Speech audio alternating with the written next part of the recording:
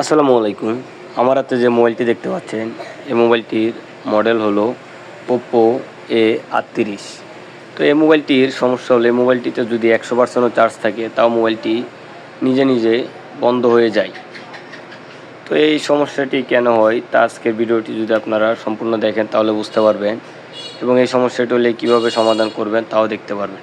তো দেখতে পাচ্ছেন আমি মোবাইলটি খুলে নিতেছি। তো এই মোবাইলটির আগে ব্যাকসেল খুলতে হবে। তো এই মোবাইলটিতে আপনাদেরকে দেখালাম প্রায় চার্জ রয়েছে 97%, মানে 100-র কাছাকাছি। তো এই মোবাইলটি দেখা যায় যে 100% হলেও মোবাইলটি চার্জ থেকে খোলার পর অল্প কিছুক্ষণ ব্যবহার করার পরে মোবাইলটি আবার বন্ধ হয়ে যায়। তারপর আবার দেখা যায় 100 থেকে 90% হলেও মোবাইলটি বন্ধ হয়ে যায়। তো আমরা এখন ব্যাকসেলটি খুলতেছি। ব্যাকসেলটি খোলার পর আমি এই ভিডিওতে আপনাদেরকে দেখাবো যে কীভাবে এমন সমস্যা যদি আসে আপনাদের কাছে মোবাইল নিজে নিজে বন্ধ হয়ে যায় বা 100% চার্জ থাকলেও বন্ধ হয়ে যায়, এই সমস্যাটি কীভাবে সমাধান করবেন তা আজকের ভিডিওটি দেখলে আপনারা সম্পূর্ণ বুঝতে পারবেন। তো স্টেপ বাই স্টেপ আমি এই ভিডিওতে দেখাবো, তো আপনারা ভিডিওটি সম্পূর্ণ দেখতে থাকবেন। তো দেখতে পাচ্ছেন আমি ব্যাকসেলটি খুব সহজেই আস্তে আস্তে করে খুলে নিতেছি যেন ব্যাকসেলটি ভেঙে না যায়। আপনারাও ঠিক এভাবেই খুলবেন। আর এই ব্যাটারিটি আমি দেখতে পাচ্ছি যে ব্যাটারিটি মনে হয় পরিবর্তন করা হয়েছে, না হলে এখানে Oppo লেখা থাকতো। তো আপনারা দেখতে পাচ্ছেন এটি একটি মার্কেটের ব্যাটারি, তবুও সমস্যা নেই, আমরা এই সমস্যাটি সমাধান করে দেখাবো। তো এই সমস্যাটি সমাধান করতে হলে আপনাদেরকে আগে মোবাইলটি খুলবেন।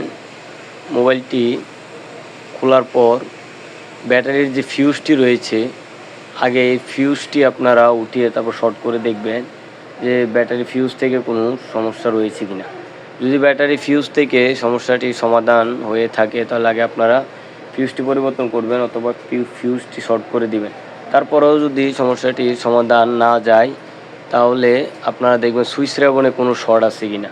দ্বিতীয় স্টেপে দেখবেন সুইচ রেবনে কোনো শর্ট আছে কিনা। সুইচ রেবনে যদি কোনো শর্ট না থাকে তাহলে আপনারা দেখবেন ব্যাটারি কানেক্টরে কোনো ময়লা জমে আছে কিনা, সেগুলো ফলো করবেন। তো আমি এই মোবাইলটি এখন খুলতেছি, সম্পূর্ণটা খুলে স্টেপ বাই স্টেপ আপনাদেরকে দেখাবো।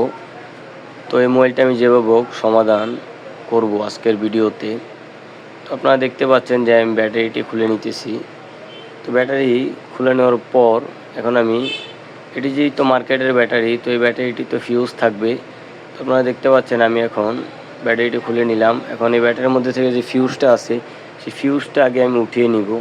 উঠিয়ে তারপর ফিউজটা আমি শর্ট করে দিব একটি জাম্পার ওয়্যার দিয়ে। আপনারা ভিডিওটি সম্পূর্ণ দেখতে থাকবেন। তো জাম্পার ওয়্যার দিয়ে শর্ট করে দেওয়ার পরও যদি না হয় তাহলে পরবর্তী কী স্টেপগুলো রয়েছে তা আমি আপনাদেরকে বলে দিব। আর যদি ফিউজ শর্ট করার পরে এই সমস্যাটির সমাধান হয়ে যায় তাহলে আর কিছু করতে হবে না। আপনাদের কাছে ওই সমস্যা নিয়ে যদি আসে যে মোবাইল 100% চার্জ দিলেও বন্ধ হয়ে যায় বা 90% থাকা অবস্থায় বন্ধ হয়ে যায় বা মোবাইল নিজে নিজে বন্ধ হয়ে যায় রানিং অবস্থায়, তো এই সমস্যাগুলো কিভাবে সমাধান করবেন তা আমার এই ভিডিওগুলো দেখে আপনারা স্টেপ বাই স্টেপ বুঝতে পারবেন।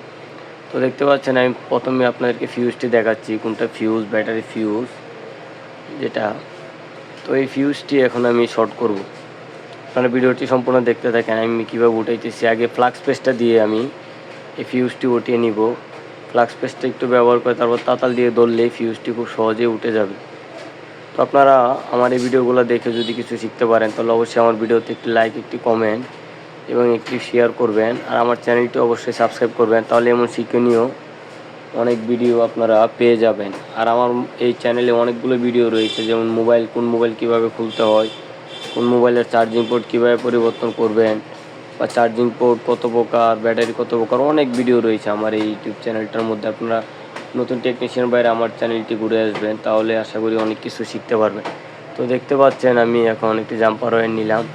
জাম্পার ওয়্যার নিয়ে আমি কিভাবে জাম্পার করতেছি আপনারা স্টেপ বাই স্টেপ ফলো করতে থাকেন। দেখতে পাচ্ছেন আমি একটি তার নিলাম জাম্পার ওয়্যারটা দিয়ে এখন আমি সুন্দরভাবে এই দুইটি লাইন জাম্পার করে দিব।